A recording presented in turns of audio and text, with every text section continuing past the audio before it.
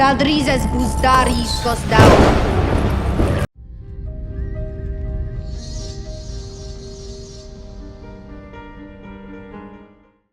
Who will win the House of the Dragon? Who will win the Dance of the Dragons, rather? Like, the Dance of the Dragons in canon, in lore, in the books that House of the Dragon is based on, it's called the Dance of the Dragons, right?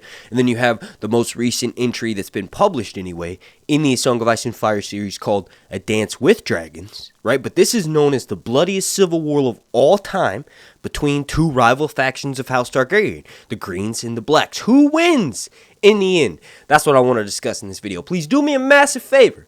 Consider joining my Patreon. If you are missing regular Hunts upload, you can join my Patreon for just as little as $2, and basically, in short, that's a way for me to no longer rely on YouTube's ad revenue. It is inconsistent at best here on YouTube, and I can't seem to get into the ranking system. Also, if you can't do that, please just slap a like on this video. Like goal is going to be 420, and then also make sure you subscribe and turn those notifications all the way on, lot 2 and 11. Like, personalized and none are there, but if you click on all, you'll get the 11. All the sound. Like 10 is high, but 11 is higher. So you'll get all the notifications. Thank you for watching. Okay, so let's make this video really short, right? In short, the Blacks win. At the very end of House of the Dragon, Aegon III will be sitting the Iron Throne. Aegon III is the son of Daemon and Rhaenyra. And all of the characters for the TV show will likely be dead. Like, Alicent survives the events of the dance and dies a couple years later of the winter fever, right? Corlys dies a year later of a heart attack on the Serpentine Steps, right? But for the most part, their deaths, even with sticking with canon, will probably be, like, surmised for the end. And, like, I think for maybe the last episode, there'll be one more final time jump for a few years down the line to show the deaths of all these characters. If they don't kill them off in the war, which wouldn't be technically too far away from canon. But in the end, the Blacks win. Aegon the Third is the son of Rhaenyra. And, like, yes, Rhaenyra does sit the Iron Throne, but it's only for a short period of time, right? Because, obviously, Aegon II the Burned comes back and, takes the Iron Throne back. But ultimately, in the end, he's dead. And then Aegon the Third sits the Iron Throne. So it's like how, no matter which way you look at it, right, at different points in the war, the Greens are on top, then the Blacks are on top. Ultimately, House Targaryen is always on top, right? But in the very end, Aegon III is a direct descendant of Rhaenyra, direct descendant of the Blacks, so the Blacks win this Dance of Dragons, if you can even call it a win. There's a character, Corlys. There's a line that Corlys says in A Song of Ice and it's one of the best lines in all of A Song of Ice and Fire. He mentions, "If this is victory, I dare never taste it again." And this is in response to the carnage that happens at a massive battle that results in the death of Jacaerys Velaryon, called the Battle in the Gullet. And if you'll remember, at the end of House of the Dragon Season 1, he had just annexed the Gullet, cutting off all trade to King's Landing. That's going to come back and bite him in the hiney. Okay, I am Team Blacks heavily. Obviously, Daemon's my favorite character. Rhaenyra's one of my favorite characters, right? But also, I'm Team Blacks. I'm Team in the middle. I'm Team Small Folk, ultimately, but I'm also Team Green. So, technically, the Blacks may have won the final war, but ultimately, the Greens win in ways too. For instance, kind of like how I just mentioned, right? So, for instance, Rhaenyra does sit the Iron Throne, but Aegon comes back in the end and resits it. He retakes it from her. Ultimately, he feeds Rhaenyra to his dragon Sunfire. So, in that sense,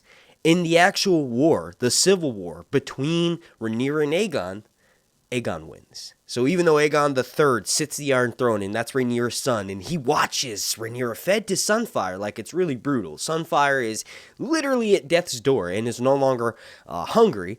And in order for Aegon to entice his dragon to want to eat Rhaenyra, right? And remember, this is all happening in front of Aegon III, the king who sits the Iron Throne at the end. Aegon II, Rhaenyra's brother, her half-brother, right? Alicent's son, has Rhaenyra's titty slashed so that blood begins to trickle out. And this entices Sunfire to finish her in several bites. And he ends up leaving her leg behind. And there's some symbolism there. Like, for instance, Larry's the clubfoot, wants his leg to be cut off. He asked Cregan Stark to cut off his leg. And so that way, even in death, he can be parted from his clutch. It's his foot. Like, he hates that club foot, so he wants it taken off, and Cregan, gives him that last wish and cuts off his foot after cutting off his head with ice. So that's really cool. So ice was used to kill Ned Stark, but ice will also be used to kill a great number of the Greens. So ultimately, his foot disappears.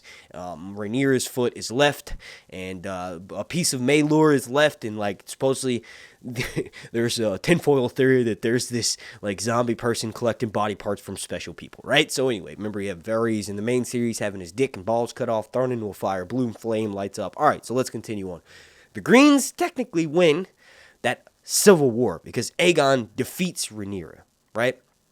Also, you got to realize, Aemond, even though he dies, his death results in the death of Daemon. Like, Daemon may have survived the battle, may have floated down into the God's Eye, into the Isle of Faces, and made a pact with the Children of the Forest to become Bloodraven, or become the three-eyed crow beyond the wall, eventually becoming the Night King, Tinfoil, right? That may happen, but ultimately, he disappears from history. And even though his son, Aegon III, sits the Iron Throne at the end of this story, he's defeated. So that's another way that the Greens win. And also, you got to realize that if Daemon didn't exist, it would have not have really had been a chance, because Daemon is one of the major players in the Blacks. And I'm not just saying that as, like, because I'm a man and I'm patriarchy and all that stuff. No, it's not the case. I try to be extremely fair on my channel. That's how it's written in canon. Rhaenyra, after losing so many of her sons, after, giving birth to stillborn Visenya, right? She's wiped out. She can't handle it. She very much, for the first half of the war, does nothing but just, recuperates from all of the crazy losses that he suffers.